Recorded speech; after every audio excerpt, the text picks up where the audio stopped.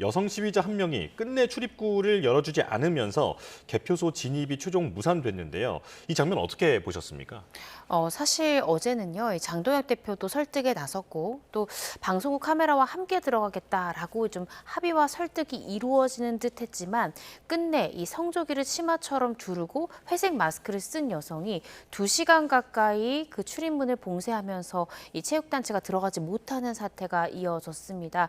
이 부분에 대해서 경찰도 이 해당 여성에 대해서 이제 법적 책임을 묻겠다라는 강경한 자세로 이어지고 있는데요. 실제로 수사가 진행되지 않는 한 이러한 이 시위의 어떤 바람이라고 해야 될까요? 이런 부분들이 잠잠해지기는 상당히 어렵지 않을까. 그래서 경찰로서도 더 이상 묵과하기보다는 이 강력하게 처벌을 하는 쪽으로 아마 우회를 해서 진행을 할 가능성이 높지 않을까라고 조심스럽게 추측을 해봅니다. 업무 방해 혐의는 어떻게 좀 전망을 하십니까? 특히나 지금 이 여성 같은 경우에는 아예 특정이 됐기 때문에 처벌 가능성이 높다는 얘기도 있더라고요. 네, 그렇습니다. 일단 입건될 가능성 상당히 높고요. 입건된 후에 수사를 해봐야 되겠지만 업무 방해의 태양을 좀 살펴보면 위력에 의해서 이 체육단체의 업무를 방해했다라는 혐의가 적용될 가능성이 상당히 높습니다. 이 부분에 대해서 이 여성은 이런 불법 선거, 또 위법한 선거가 될 수 있기 때문에 난 증거를 보존하기 위한 선한 목적을 한 것이다 라는 취지로 고의를 부인할 수 있지만요.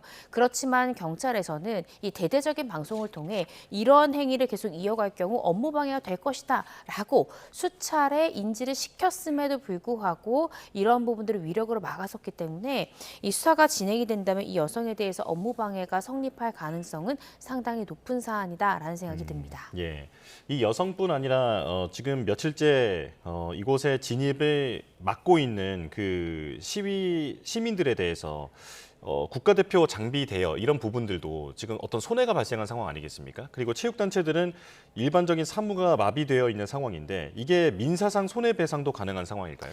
가능할 가능성이 있습니다. 특히 며칠 전에는 체육단체에서 심지어 부가세 마감일인데 오늘 안에 지금 저 안에 들어가서 우리가 은행 관련한 자료들을 가져오지 않으면 이 가산세가 부과될 수 있다. 누가 나의 이런 경제 손실을 책임질 것이냐. 한 번만 좀 진입할 수 있도록 도와달라라고 읍소하기도 했거든요. 예. 그래서 실질적으로 경제적 손실이 발생 이미 한 부분도 있을 것이고 앞으로도 발생을 할 가능성도 상당히 높습니다.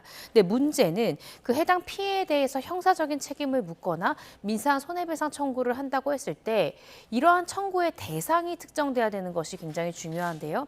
예를 들어 어제 그 한 명의 여성이 막아섰을 경우에는 피의자 특정 내지는 피고의 특정이 상대적으로 용이할 수 있습니다. 그렇지만 전체적인 이 시민들의 시위로 인해서 우리 체육단체가 손해를 입었다라는 취지로 민사를 제기할 경우 과연 피고를 성명불상으로 특정할 수는 없거든요. 어떠한 사람을 지금 피고로 특정할 것인가가 문제가 될 수 있고요. 이렇게 민사소송을 하려고 하는데 당사 특정이 어려울 경우에는 통상 많이 하는 방법은 형사 고소를 우선합니다. 고소를 해서 경찰이 먼저 피의자들을 특정하도록 한 다음에 해당 피의자들이 법정으로 넘겨졌을 때 피고인을 나의 민사 피고로 특정하는 방법을 많이 취하거든요. 그래서 이러한 방법으로 이러한 진행 방법으로 진행할 가능성이 상당히 높지 않을까 싶습니다. 예,